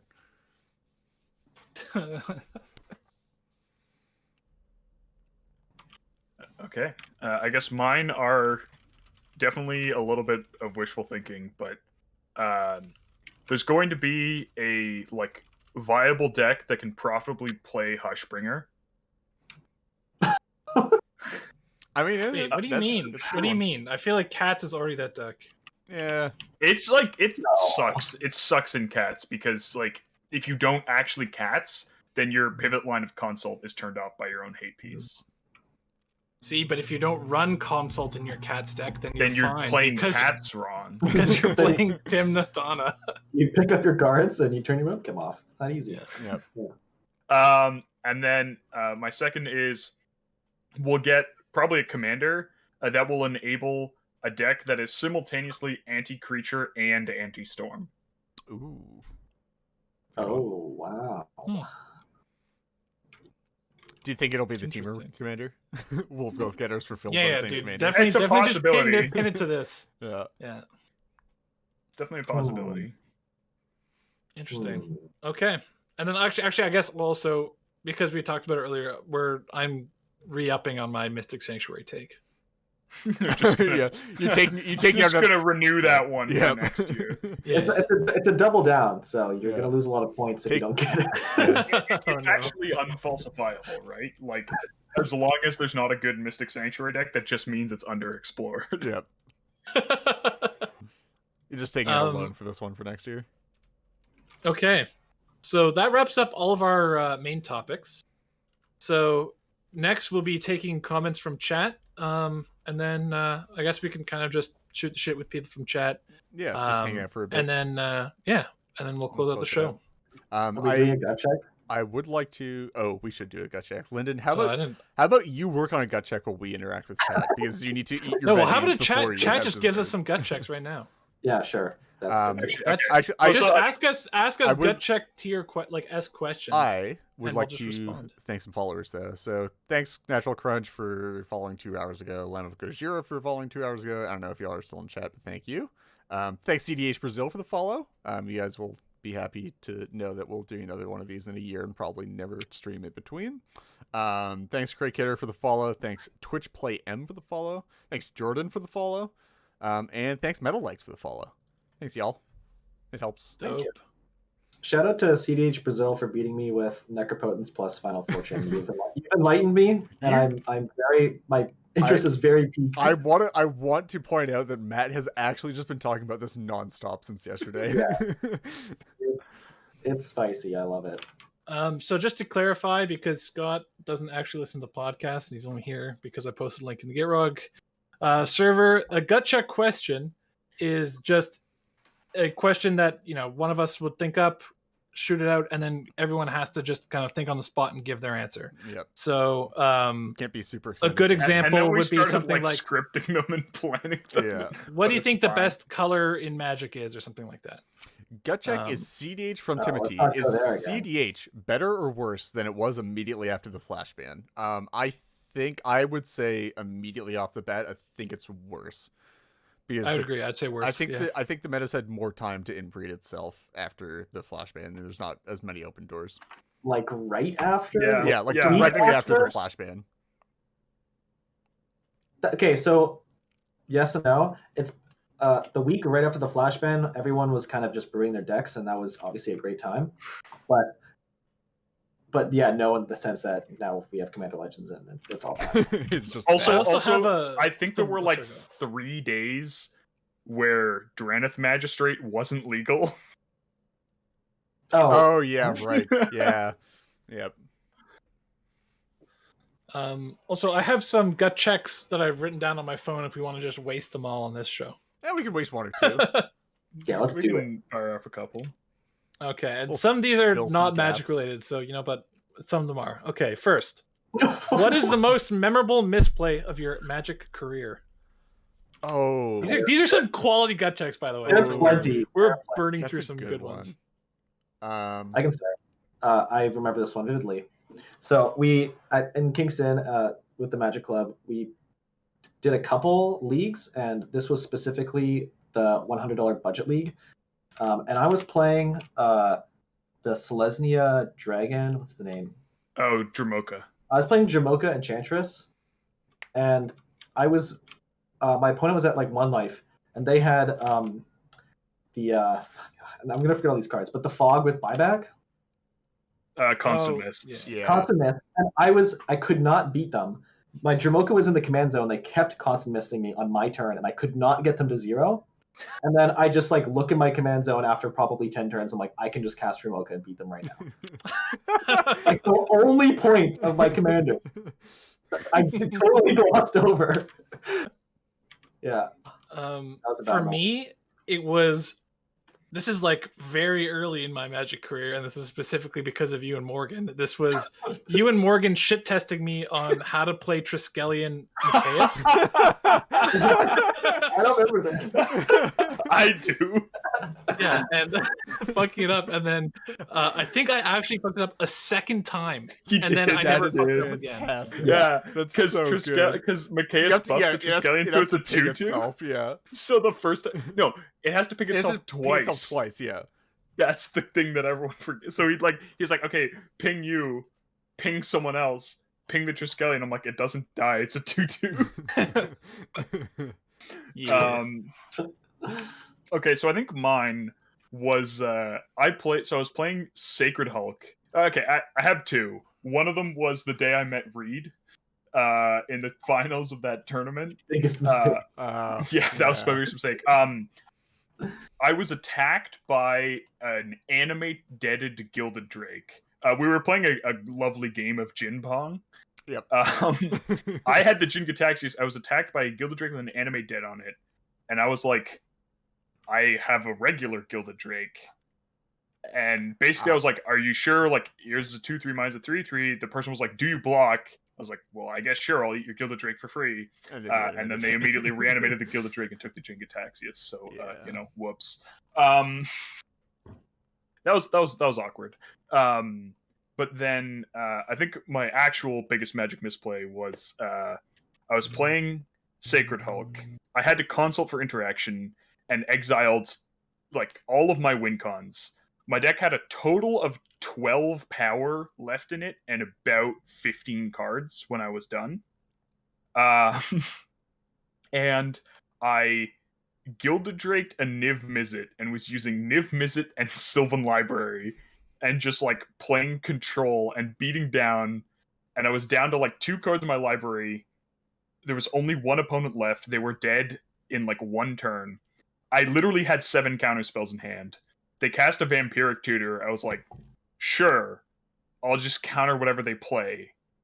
And then as they're searching, I was like, 7 counter spells is really not useful if they find Cephalid Coliseum here. Yeah. And that's exactly what happened. Yep. Oops. Sounds accurate. Like, I had the game completely locked up. I was like, I can't lose. Just 7 counter spells, lethal on board. I don't need to counter a Vamp Tutor. Just, why counter the Tutor? Counter what they get. Oh. Too bad you didn't have Deflecting Swan, I guess. Exactly. All of my memorable misplays from CDH specifically have all been like deck building errors. I remember when you tried to put like Imperial Seal. Yeah, I won a tournament without an Imperial Seal on my list, which was like not a good I remember time. when someone argued that meant that you shouldn't be playing Imperial Seal.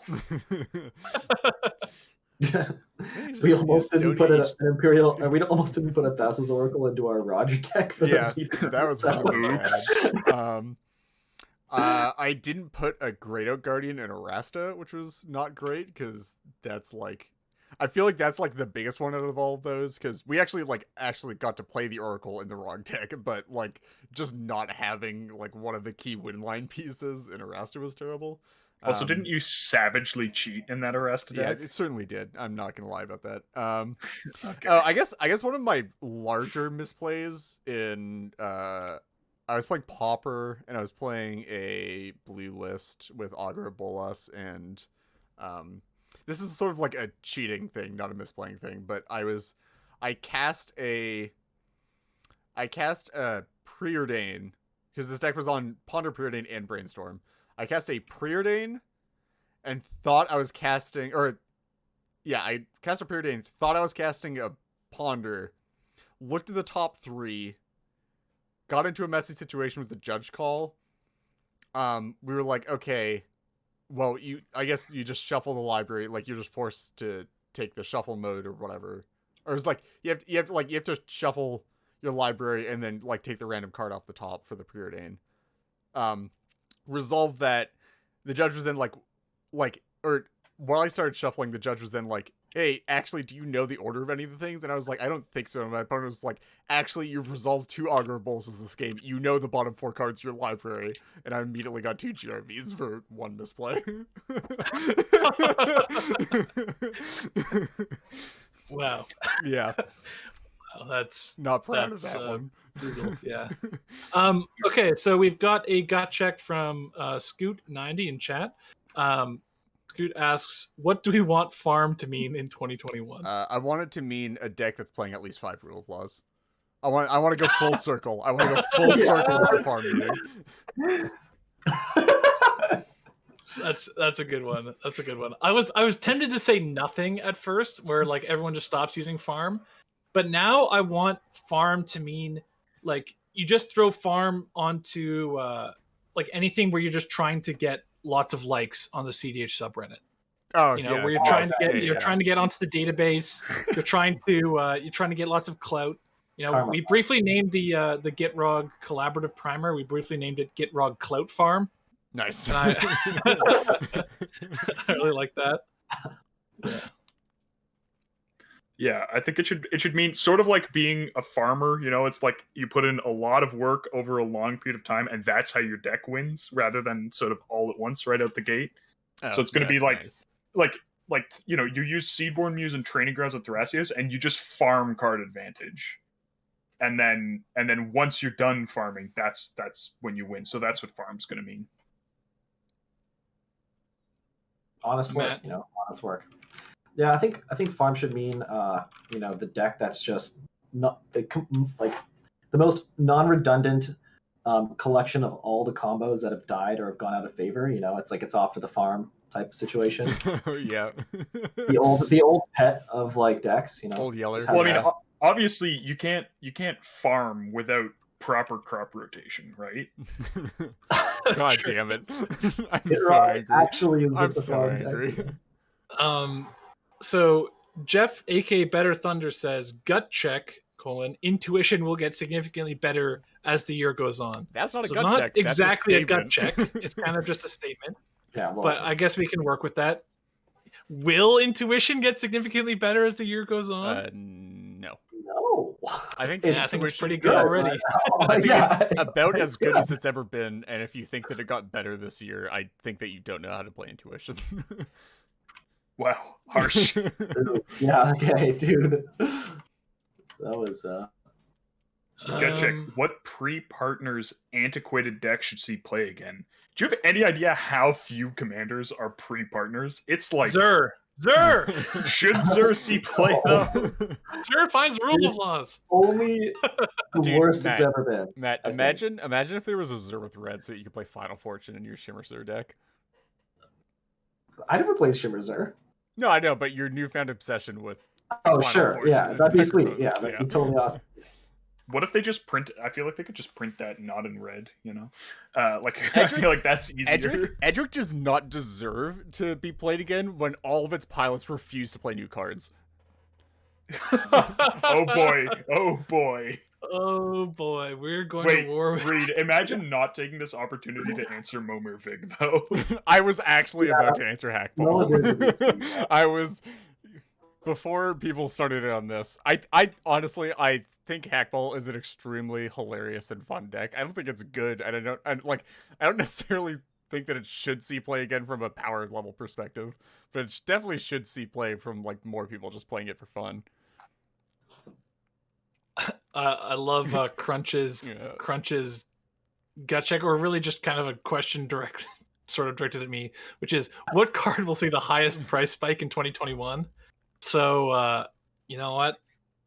I'm going to say Nostalgic Dreams. I have been super hype on Nostalgic Dreams for a long time. In fact, it started spiking this year. But I think this card is like one command zone. Like, you look at what happened to Reap.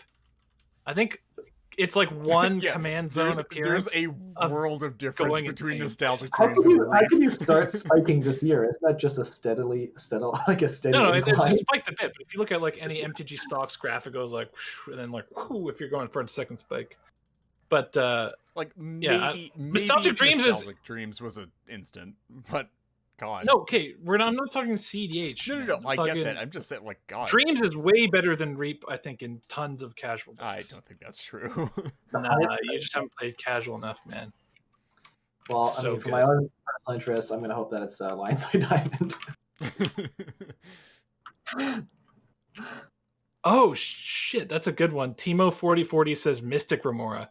Yeah, that card should not be $6. It already sort of did the spike, though. Like, the spike should have happened when it's picked up with Pauper play. Because, like, that's the only format where it's going to see play. No, seriously. It picked up a ton of play in Pauper, like, 2 years ago. Like, sort of in the period between 2019 and 2020. And that's why it spiked to, like, $2. But I don't think it's going any higher.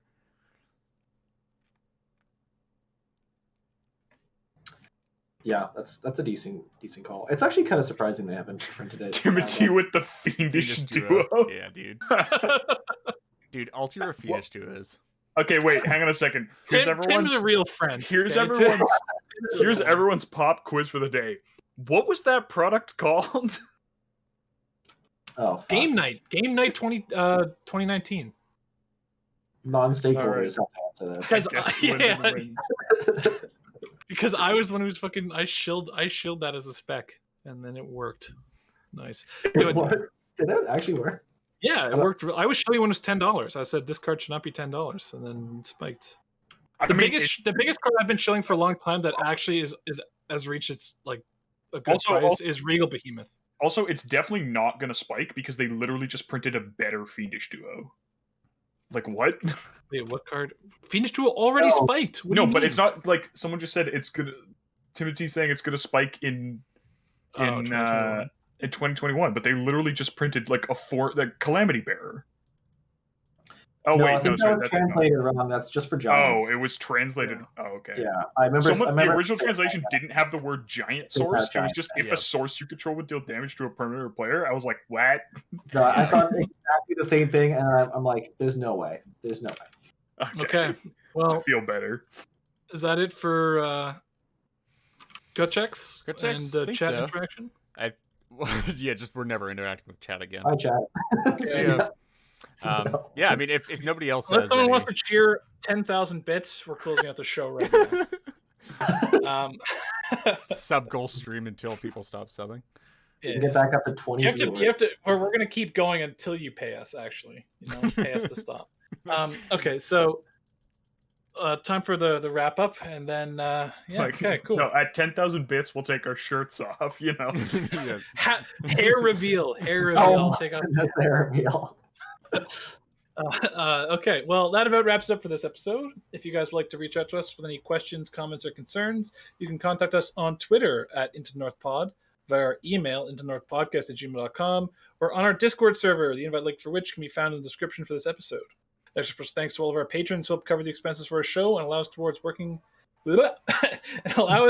towards improving the quality of the podcast. If you too would like to become a Patreon, we are at patreon.com/IntoNorthPodcast. Thank you as always to the band Vox Cadre for our lovely podcast music, to Nate Slover for our equally lovely podcast logo, and to our long-suffering podcast editor Roadkill. Also, an extra special thanks to everyone who followed our Twitch and everyone who was participating in chat today. Thank you a lot. And then next episode will be out in 2 weeks. Until then, see ya. One last prediction for 2021. We'll finally get Lyndon to call you patrons and not Patreons. Not happening. Not happening. I sincerely doubt it. Anyway, bye. See ya. And yes, I do wave even if we're not doing a live stream. Yeah, me too.